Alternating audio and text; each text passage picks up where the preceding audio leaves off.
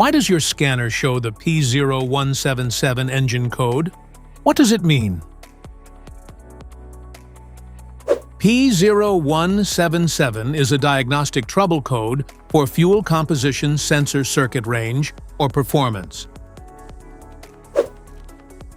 The P0177 engine code for indicate the powertrain control module, PCM, has detected that the fuel composition sensor is sending a signal outside the expected range or is not performing correctly. Under this circumstance, stop driving and repair your vehicle immediately. So, what causes this imbalance? Here are the most common culprits.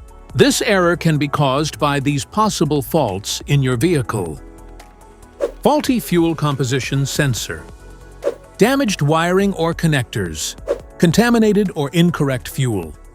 Poor ground or reference voltage. Short circuit in the sensor circuit. Each DTC code corresponds to a specific issue in your vehicle.